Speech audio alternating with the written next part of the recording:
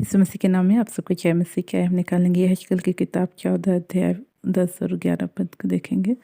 यहाँ इस प्रकार से लिखा है, वे सब लोग अपने अपने अधर्म का बोझ उठाएंगे, अर्थात जैसा भजभक्ता से पूछने वाला का अधर्म ठहरेगा वैसा ही भजभक्ता का भी अधर्म ठहरेगा, ताकि इसराइल का घराना आगे को मेरे पीछे हो लेना ना छोड़े और न अपने भांति भांति के अपराधों के कारण आगे को अशुद्ध बने, वरन वे मेरी प्रजा बने और मैं उनका परमेश्वर ठहरूं। प्रभु यहोवा की यही वाणी है। अब हम देखते हैं कि परमेश्वर का वचन कहता है कि वे सब लोग अपने अपने अधर्म का बोझ उठाएंगे। कहने का मतलब, यदि आज हम जो है संसार में एक पाप भरा जीवन जीते हैं तो परमेश्वर हमारे जीवन में क्या करेगा, उस बोझ को जो है आने देगा, ताकि जो है हम आगे को परमेश्वर से दूर ना जाएं लेकिन उसके करीब रहें।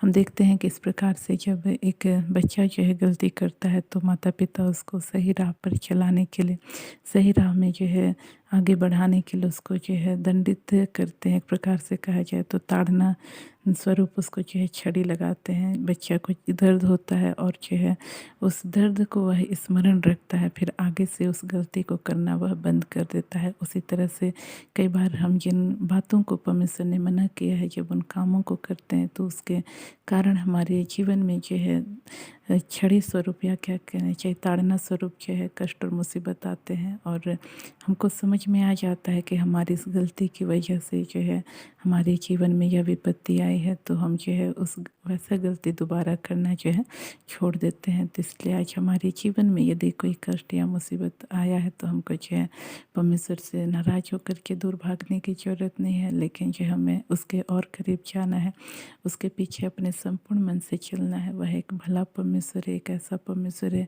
जो हमारे जीवन को नाश नहीं लेकिन जो है बचाना ही चाहता है। हम देखते हैं जब एक व्यक्ति जब गलत मार्ग में आगे बढ़ता है तो उसका जो है परिणाम भी क्या है, गलत होता है। लेकिन जब उस व्यक्ति को जो है सीधे मार्ग में चलाया जाता है तो हो सकता है उसको शुरू में चलने में थोड़ा कठिन लगे या पर उसको जो है असहज महसूस हो, लेकिन जब वह उसमें आगे बढ़ता है तो धीरे धीरे करके वह कठिन मार्ग उसके लिए फिर कठिन नहीं रहता, वह जो है सरल बन जाता है। उसको आदत हो जाता है एक उस प्रकार का जीवन जीने का, और वह जो है आगे जो है एक अच्छी रीति से उसमें बढ़ सकता है। तो उसी तरह से जिन आज्ञाओं को परमेश्वर ने हमें दिया है, हो सकता है उनको शुरू में हमें पालन करने में जो है थोड़ा सा कठिन सा महसूस हो, या तो फिर जो है हमको ऐसा लगे कि हम इन बातों को नहीं कर पाएंगे, लेकिन हमको इस बात को जानना है कि जो हमको सामर्थ्य देता है उसमें हम सब कुछ कर सकते हैं। बस हमको प्रयास करना है, जैसा परमेश्वर का वचन कहता है, प्रयत्न करने में आलसी ना हो। तो आज हमको आलसी नहीं बनना है, हमको जो है परमेश्वर की आज्ञाओं को पालन करने के लिए जो है प्रयत्न करना है, जिससे हम अपने जीवन में जो है परमेश्वर के आशीषों को देख सकें।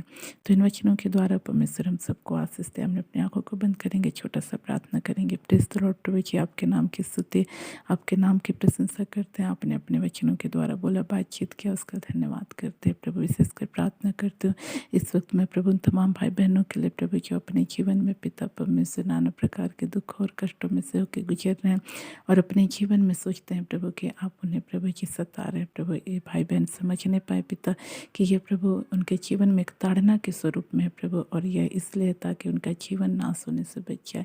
होने दीजिए प्रभु। मैं इस वक्त में प्रार्थना करती उस भाई के लिए प्रभु जिनका नाम प्रभु जी सुरेंद्र है प्रभु जी, और ये भाई पिता परमेश्वर हाँ प्रभु जी कुछ ऐसी परिस्थितियों से होकर गुजर रहे हैं जिसमें को ऐसा लगता है जैसे मैं परमेश्वर मुझे भूल गया है और वह मुझे जो है सता रहा है, इस टाइप का ही महसूस करते हैं। प्रभु इस भाई को समझने में मदद कर और प्रभु जी उन गलतियों को छोड़ने के लिए सहायता कर जिनको आप प्रभु जी आप प्रभु ने छोड़ने की प्रभु जी आज्ञा दिया है पिता परमेश्वर, लेकिन प्रभु ये प्रभु जी बार बार उनमें प्रभु जी गिर जाते हैं। प्रभु आप इन भाई की सहायता कर प्रभु कि ये प्रयास करने पाए फिर से खड़े होकर के आपके मार्ग में चलने का। प्रभु जी इस वक्त मैं प्रार्थना करती हूँ प्रभु इस बहन के लिए जी लंबे समय से पिता परमेश्वर अपने परिवार में प्रभु जी लड़ाई और झगड़ों को झेल रही है। प्रभु जी अनुग्रह कर पिता इनके परिवार में जो लड़ाई झगड़े की आत्मा कार्य कर रही है, विशेषकर पति पत्नी के जीवन में जो लड़ाई झगड़े को लेकर के आती है तमाम अंधकार की शक्तियाँ प्रभु गलत फहमियों को लेकर के आती है, एक दूसरे के प्रति शक संदेह को लेकर के आती है। तमाम अंधकार की शक्तियाँ प्रभु जी इस परिवार को छोड़ के